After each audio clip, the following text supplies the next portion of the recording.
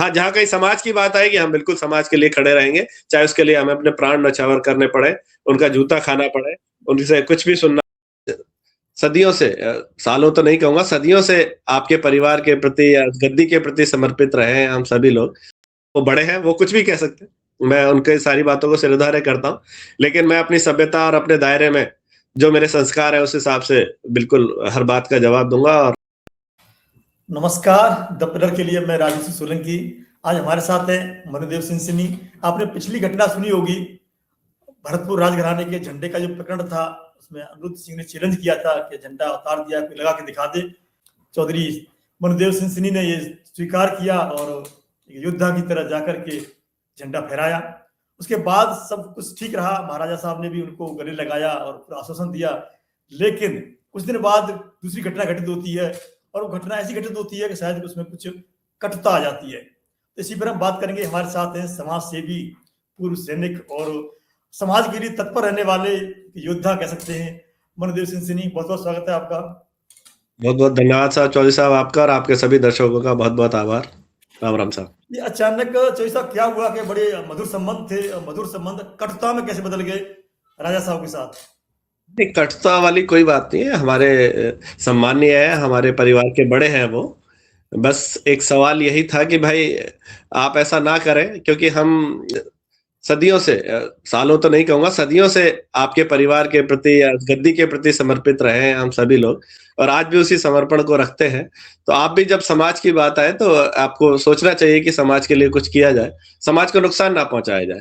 अगर आप समाज के लिए कुछ करने में समर्थ नहीं है या अपने निजी कार्य में व्यस्त हैं और समाज ने कोई मुहिम बनाई है किसी अन्याय के खिलाफ, तो उस समाज को कमज़ोर ना करने की कोशिश की जाए। उसको लेके ही केवल उनसे मैंने अपनी असहमति जाहिर की, जिसे लोग ये ना लें कि भाई उनसे कोई वाद-विवाद है या कोई लड़ाई है, ऐसा कुछ नहीं है। हमारे परिवार के सदस्य हैं, हमारे बड़े हैं महाराजा विश्वेंद्र सिंह।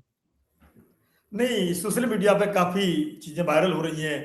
चैलेंज तक दिया गया है कि सरपंच नहीं बन सकते, सरपंच की हैसियत नहीं है मनुदेव की, इस तरह की बातें की जा रही हैं। तो क्या प्रकरण क्या अब था, वो घटना क्या थी? अब वो बड़े हैं हमारे महाराज साहब, उनका जो भी कहें वो सब सिरदार है, लेकिन हाँ, उन्हें ऐसी भाषा इस्तेमाल नहीं करनी चाहिए थी।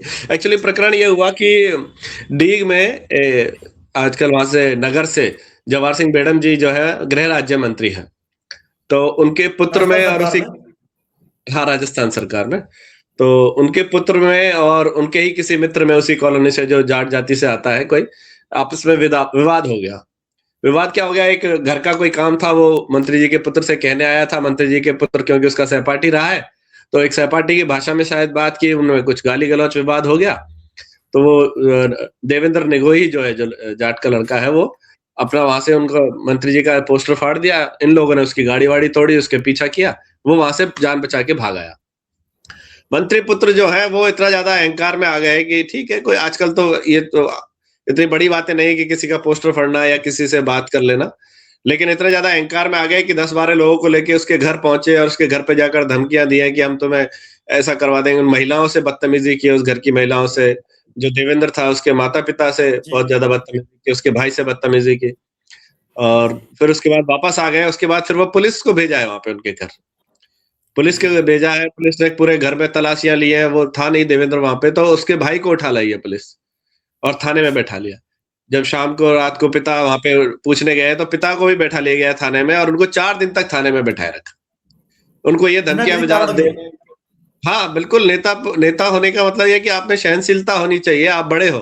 आजकल बिल्कुल। तो बड़ा नहीं मुख्यमंत्रियों को दिखाना थप्पड़ चाहिए। तक पड़ जाते हैं साहब, जनता में मुख्यमंत्रियों को थप्पड़ भी पड़ जाते हैं, जूते फेंक जाते केंद्रीय हैं। केंद्रीय मंत्री और जूते फेंके हैं दिल्ली में कई बार। लीडरशिप के तो इतनी तो सहनशीलता आप में होना चाहिए कि चलो कोई छोटे होनी बच्चे ने चाहिए। कुछ कर दिया, गलती भी कर दी हो, तो भाई सुबह उसके घर पे 4 आदमी भेज के कह दो कि यार ये गलत किया है आपने, ऐसा नहीं करना चाहिए।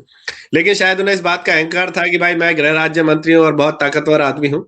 तो मंत्री जी ने उसका प्रभाव दिखाते हुए उनको 4 दिन तक थाने में यहाँ बंद रख यहाँ मैं क्षमा चाहूंगा, उनका शायद गुजर समाज से ताल्लुक है, मुझे लगता है। वो गुर्जर समाज से आते हैं और ये जाट समाज का लड़का था जिसके साथ ये हो रहा था। और पहले भी आप देखेंगे नगर क्षेत्र में काफ़ी जाटों पर, काफ़ी जाटों के गाँव में वहाँ पर भी काफ़ी अत्याचार और एक दबंगई दिखाने की कोशिश की जा रही थी मंत्री जी द्वारा और उनके गुर्गों द्वारा। सभी जाति को तो नहीं कहूँगा कि मैं गुर्जर के सभी लोग ऐसे थे, लेकिन कुछ लोग जी उसको जी। दबंगई दिखाते थे कि गुरु भाई द्वारा। हमारा मंत्री कुछ भी गुंडागर्दी कर सकते हैं। थानों से जो है अवैध वसूली चल रही है, वहाँ पे अवैध जो परावली का जो चल रहा है अवैध खनन उसमें से चल रही है, दारुओं के अवैध अतिक्रमण, हर सारी चीजें मतलब ऐसी हो रही है कि उसको सरपरस्ती दे रहे हैं वहाँ पे मंत्री जी। तो उसको लेके काफ़ी लोगों में गुस्सा भी था, 2 साल से काफ़ी गुस्सा था, लेकिन कोई ना कोई जब क्रांति होती है या विद्रोह होती है उसके लिए कोई ना कोई घटना चाहिए होती है। तो ये वो घटना थी भूमिका जिसके बाद बनती है पूरा अपने आप। हम लोगों को भी गुस्सा आया कि भाई एक मंत्री इतना अपने प्रभाव का दुष्प्रभाव का इस्तेमाल कैसे कर सकता है कि किसी व्यक्ति ने गलती की तो उसके परिवार को 5 दिन तक थाने में बैठा रहोगे, महिलाओं से बदतमीजी करोगे और आप ये धमकी दे रहे हो कि उस बच्चे का एनकाउंटर कर देंगे। ऐसी क्या गलती भाई उसकी? पोस्टर ही तो फाड़ा है यार, पोस्टर फाड़ना इतना बड़ा अपराध थोड़ी है। सबसे ज्यादा बड़ा अपराध तो मंत्री पुत्र ने कर दिया जो वो घर में घुस के गुंडों को लेके गया, हाँ, महिलाओं से बदतमीजी की है। तो हमने फिर बिल्कुल उसके सही। खिलाफ एक पंचायत आयोजित की बहज गाँव में। बहुत ही सफल पूरे सर समाज की पंचायत थी। वहाँ पर ये निर्णय हुआ कि जो मंत्री पुत्र हैं उनके खिलाफ भी एफआईआर दर्ज हो क्योंकि उन्होंने ज़्यादा बड़ा क्राइम किया है। पावर में होते हुए पावर का दुरुपयोग कर रहे हो आप तो ये ज़्यादा बड़ा क्राइम है। चलो उस बच्चे का तो मैं केवल जानना इतना चाहता हूँ क्राइम भैजगांव, नहीं मैं जानना चाहता हूँ, बीच में रोक रहा हूँ आपको। भैजगांव नगर क्षेत्र में पड़ता है क्या? कौन सी विधानसभा में पड़ता है ये? डीग में पड़ता है सर और मंत्री जी भी डीग में ही रहते हैं और ये जो विवाद है वो डीग का ही है। डीग में मंत्री जी रहते हैं, डीग में जी देवेंद्र वही रहता है, उसी कॉलोनी में रहते हैं। तो इसलिए क्योंकि वहाँ हमारा बड़ा गाँव है भैंस, बिल्कुल डीग के नज़दीक है, तो हमने एक पंचायत का वहाँ आयोजन किया और ये प्रशासन पे भी दबाव डाला कि भाई मंत्री पुत्र के खिलाफ भी आप इसमें एफआईआर दर्ज करें। वहाँ पर सीओ सिटी आए थे, सीओ जो है वो आए थे और वहाँ के एसएचओ आए थे। उन्होंने कहा कि ठीक है, हम एफआईआर दर्ज कर लेंगे और उनसे सख्त हिदायत दी गई कि जब तक आप मंत्री पुत्र के खिलाफ कोई कार्रवाई नहीं करेंगे, देवेंद्र के खिलाफ आप किसी भी तरह की गलत कार्रवाई नहीं करेंगे। जो अगर उसने पोस्टर फाड़ा है, तो पोस्टर फाड़ने के इल्जाम में आप कार्रवाई कीजिए। उसने अगर और कोई गलती की है उसमें कीजिए, लेकिन नाजायज कोई कार्रवाई आप उस तरह की नहीं करेंगे कि घर पे या परिवार पे या उस बच्चे पे ऐसा दबाव बनाया जाए जिससे कोई भी जनहानि हो या कोई ऐसी विवाद की स्थिति बने 2 समुदायों में। तो वो वहां से बहुत क्लियर कट संदेश गया और मंत्री जी बैकफुट पर आए। इसको लेके जयपुर तक काफी हंगामा हुआ, मंत्री जी की किरकिरी हुई क्योंकि सारे प्रकरण जाते हैं मुख्यमंत्री के पास, सारे प्रकरण पहुंचते हैं, दिल्ली तक भी पहुंचते हैं कि कौन मंत्री क्या कर रहा दिल्ली है। तक पहुंचते हैं जी। हाँ, तो अब तक जो अव्यवस्थाएं जो चल रही थी नगर में लेके उन सब की सूचनाएं वहां तक जा रही थी और उसने ट्रिगर पॉइंट का काम किया। तो मंत्री जी पर बहुत ज्यादा दबाव बना। तो मंत्री जी इधर-उधर पहले तो अपने गुर्गों से उन्होंने कुछ वीडियो बनवाए, कुछ पंचायतें करवाई कि नहीं साहब सर समाज मंत्री जी के साथ है और ये जाट और गुर्जर की लड़ाई कराना चाहते हैं। जबकि हमने उस पंचायत में कहीं पे भी ऐसा नहीं कहा कि भाई गुर्जर समाज अत्याचार कर रहा है। हमने ये कहा कि एक पावरफुल व्यक्ति जिसको कि जनता ने ताकत दी है, वो जनता पे ही उस पावर का इस्तेमाल कर रहा है, गलत इस्तेमाल कर रहा है। अन्याय को बढ़ावा दे रहा है, अत्याचार कर रहा है हम पर, हम उस अत्याचार के खिलाफ है, उस व्यक्ति के खिलाफ। तो ये पूरा प्रकरण था। उसके बाद उसे जब कहीं से कोई आसरा नहीं मिला, तो वो महाराजा विश्वेंद्र सिंह जी के पास गया और उनसे मुलाकात की और महाराजा विश्वेंद्र सिंह जी ने मंत्री वो जी मिलने गए। हाँ, मंत्री मंत्री जी जी। मिलने गए। हाँ, तो मैं वो महाराजा विश्वेंद्र सिंह जी ने वो फ़ोटो फेसबुक पे डाली और ये बताया कि भाई इस तरह से मंत्री जी मिलने आए, उनसे मुलाकात हुई। तो मुझे उस बात पे ये थोड़ी-सी चुभन हुई, समाज को जो पीड़ा है वो पीड़ा मैंने उस पे व्यक्त की। उसका स्क्रीनशॉट लेके डाला कि मैंने कहा महाराज साहब ऐसा क्यों होता है? जब एक आपने कुछ नहीं किया उस प्रकरण में, जबकि आपको करना चाहिए था।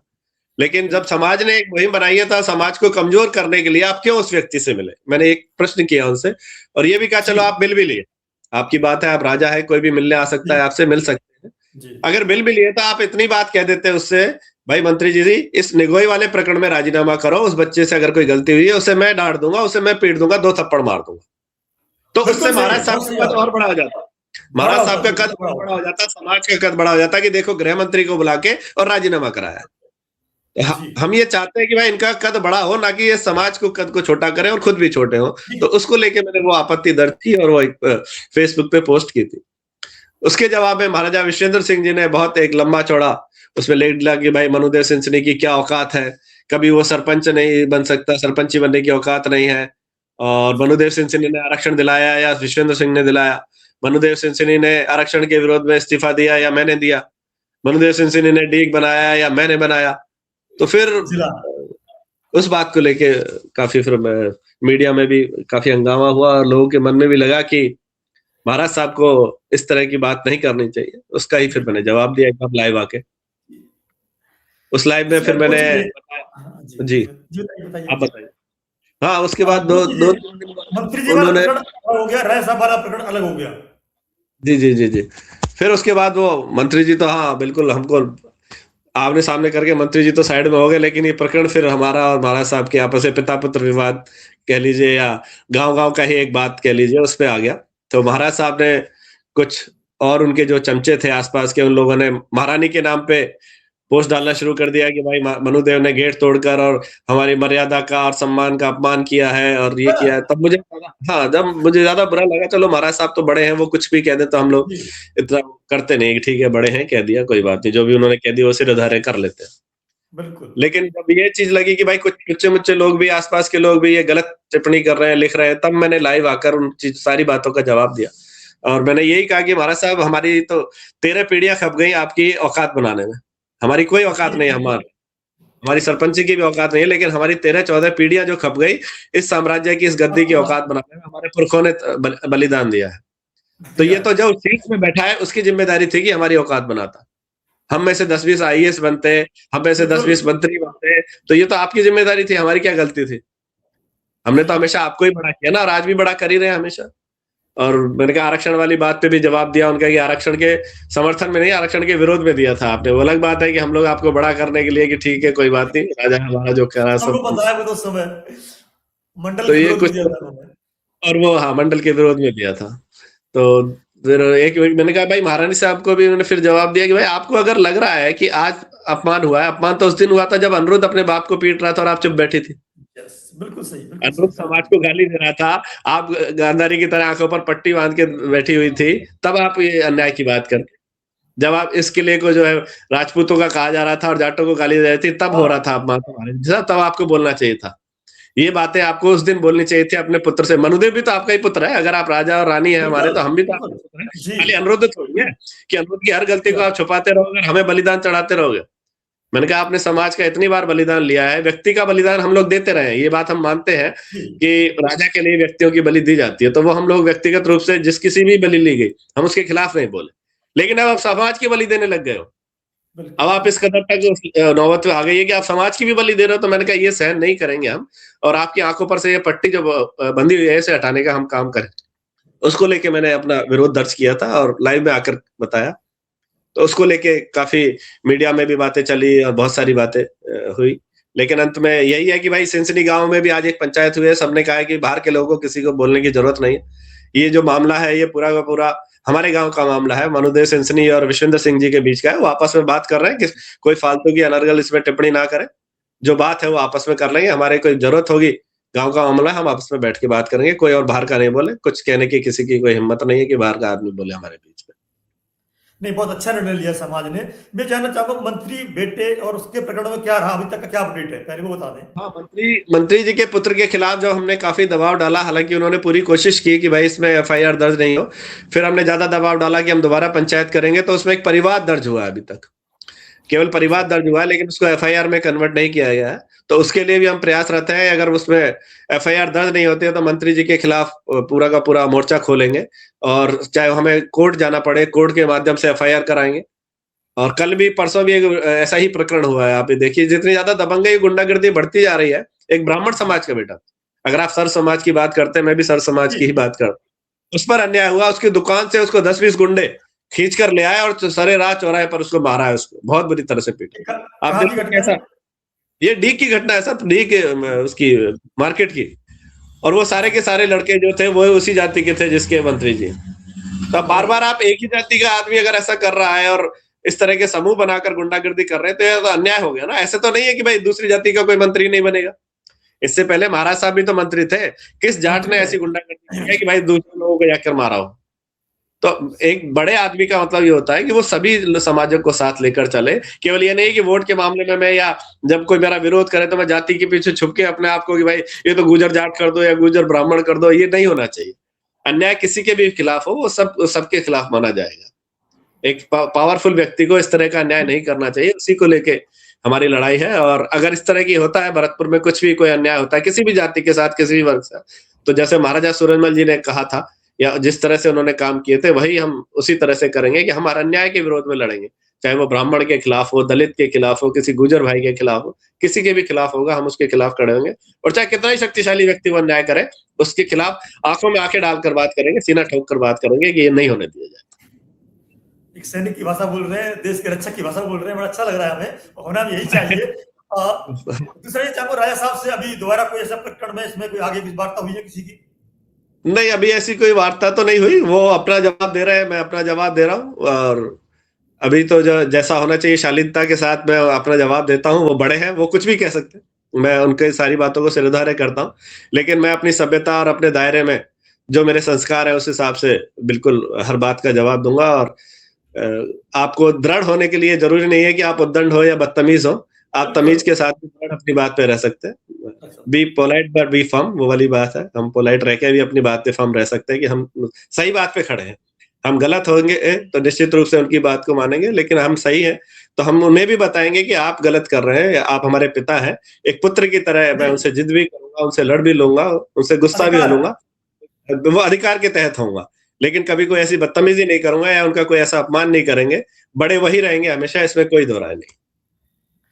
अभी जो मैं जानना चाहूंगा, यहाँ पे पिता पुत्र में कुछ समझौता हुआ है क्या? नहीं, अभी ऐसी कोई स्थिति नहीं है और हम तो चाहेंगे कि बन जाए। मैं तो शुरू से इस बात को लिखता आया हूं कि भाई एक पिता को पुत्र के सामने झुक जाना चाहिए। मैंने ये तक बातें फेसबुक पे लिखी हैं, क्योंकि पिता हम मतलब हम लोग तो क्या है, पक चुके हैं। हम तो इस पेड़ से कभी भी टपक जाएंगे। आने वाला भविष्य तो पुत्र का ही होता है। अगर कुछ ऐसी संभावनाएं बनती है तो उनको प्रयास करने चाहिए।